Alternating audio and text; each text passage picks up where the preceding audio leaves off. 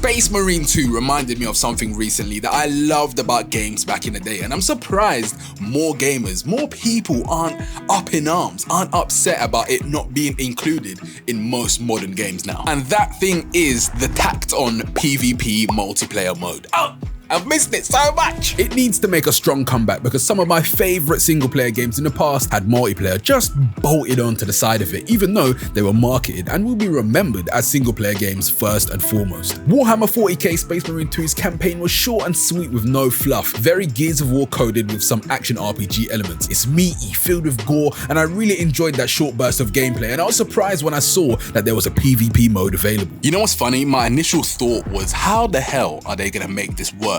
But it works.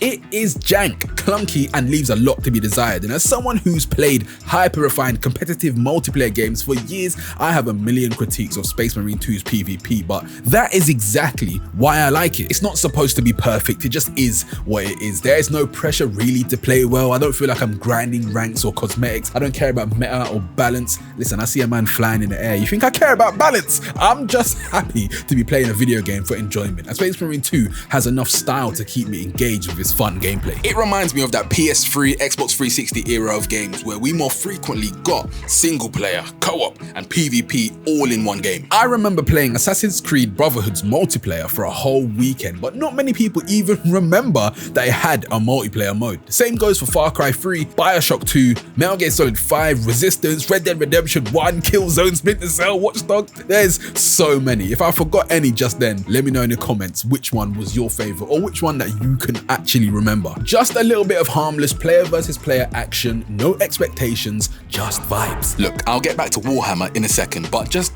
indulge me on two of my favorites quickly. Uncharted 4's PvP goes down as one of the most fun and interactive third-person shooters I've ever played, and I pray every day PlayStation and Naughty Dog release it as a standalone client. The platforming, the cover-to-cover gameplay, the gunplay, kills, and finding treasure in the map earn you money to buy abilities on the fly. It was just a fun time. Tacked on, yes, but the single-player gameplay translated so well over to PvP. Sticking with Naughty Dog, The Last of Us Part 1 Factions PvP is the same as Uncharted, where it kept the identity of its single player and it translated well over to multiplayer because it was still focused on survival. You were out there fighting with sticks and stones, praying you find something useful to take on the enemy with. Limited resources and ammo, just crafting scraps on the go, skulking around as a team. It was still The Last of Us through and through. It wasn't suddenly Call of Duty because it was PvP. No, they kept it true to its nature. You had to play slow and methodically. And let me tell you, I couldn't believe it when I heard the standalone Factions game that was supposed to be coming out soon was cancelled last year. Honorable mention to Halo and Gears of War's multiplayer, but they both felt like the real deal and not something that was tacked on, if that makes sense. When I was buying Halo and Gears, it was equal parts excitement for both the campaign and the PvP. And the same could be said for Call of Duty and Battlefield. Either way, I hope more games launch with light-hearted multiplayer modes just slapped onto the side of it. It is wishful thinking, I know, and I do understand that some games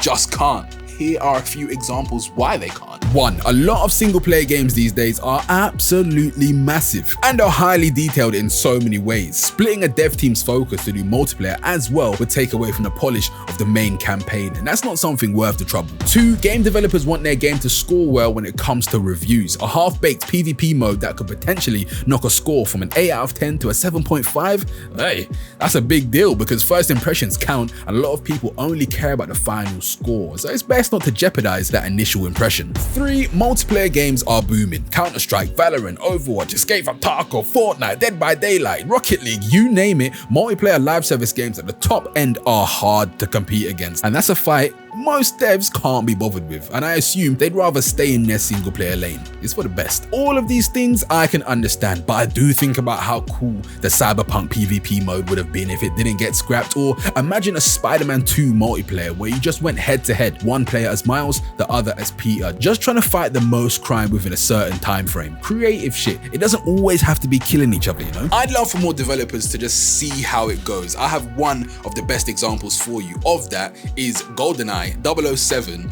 The developers of that threw that in 1 month. without the permission of the higher ups. And look at that. Instant classic. That is the grandfather of tacked-on multiplayers. I say all of this to say Warhammer 40k Space Marine 2 is a vibe, and it reminds me of a time where multiplayer wasn't always so competitive. Just logging on without a care in the world to play some games with friends and strangers across the world. That is the end of the video. Thank you for your time today. For all things games, make sure you hit subscribe, and I'll see you in the next one. Peace.